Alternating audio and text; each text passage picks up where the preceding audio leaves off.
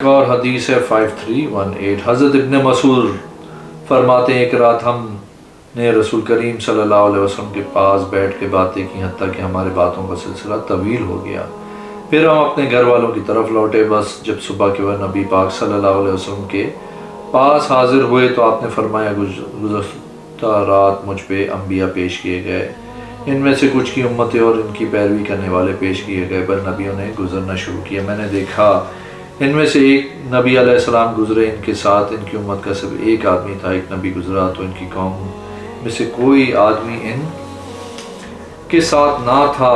حضرت لوط علیہ السلام کے بارے میں اللہ نے تمہیں یوں آگاہ کیا، فرمایا کیا تم میں سے عقل مند آدمی نہیں ہے؟ فرمایا یہاں تک کہ موسیٰ علیہ السلام میرے پاس اس حال میں آئے، بس جب میں نے انہیں دیکھا تو انہوں نے مجھے پسند کیا۔ میں نے کہا یہ کون ہے؟ فرمایا یہ آپ کے بھائی موسیٰ بن عمران اور وہ ہیں بنی اسرائیل میں سے جو ان کی پیروی کرنے والے ہیں۔ فرماتے ہیں میں نے کہا اے میرے رب میری امت کہاں ہے؟ فرمایا اپنی دائیں جانب دیکھو۔ میں نے دیکھا تو پہاڑ کی مانند نظر آئے، جیسے مکے کے پھیلے ہوئے پہاڑ لوگوں کے چہرے سے ڈھکے ہوئے تھے۔ فرماتے میں نے عرض کی اے میرے رب یہ کون ہے؟ فرمایا یہ آپ کی امت ہے۔ مجھ سے فرمایا کہ آپ راضی ہیں؟ فرماتے میں نے عرض کی اے رب میں راضی ہوں۔ فرماتے ہیں کہ مجھ سے کہا گیا اپنی بائیں طرف دیکھو۔ اچانک میری نگاہ پڑی تو کنارے لوگوں سے بھر چکے تھے۔ فرمایا ان میں سے 70,000 بلا حساب و کتاب جنت میں داخل ہوں گے۔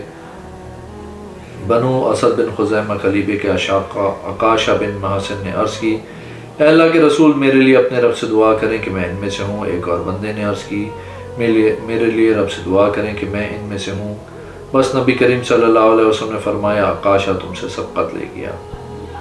راوی کا بیان ہے پھر اس دن فرمایا مجھے امید ہے میری امت سے میری اتباع کرنے والے تمام جنتیوں کا چوتھا ہوں گے۔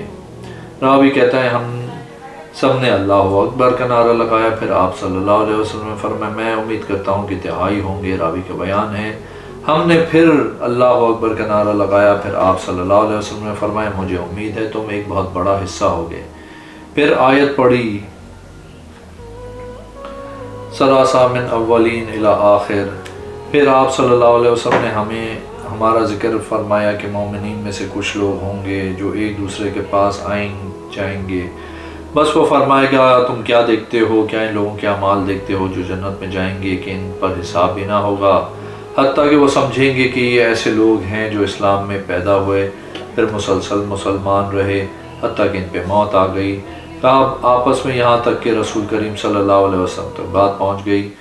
بس آپ صلی اللہ علیہ وسلم نے فرمایا اس طرح نہیں ہے، لیکن یہ وہ لوگ ہیں جو داغتے نہیں ہیں، چوری نہیں کرتے، بری فال نہیں لیتے، خود پر ہی بھروسہ کرتے ہیں۔ راوی کا بیان ہے نبی کریم صلی اللہ علیہ وسلم نے فرمایا اس دن اگر تم طاقت رکھو تو تم پر میرے ماں باپ قربان ہو کہ تم بھی 70,000 میں سے ہو تو ہو جاؤ، اگر تم عاجز و کوتاہی کرو تو پہاڑ والوں میں سے ہو جاؤ، اگر تم عاجز و کوتاہی کرنے والے ہو تو پہاڑ والوں میں سے ہو جاؤ، کیونکہ اس کے پاس ایسے لوگ ملاحظہ کیے جو بہت زیادہ ایک دوسرے سے ملے جلے ہوئے تھے۔ ایک اور حدیث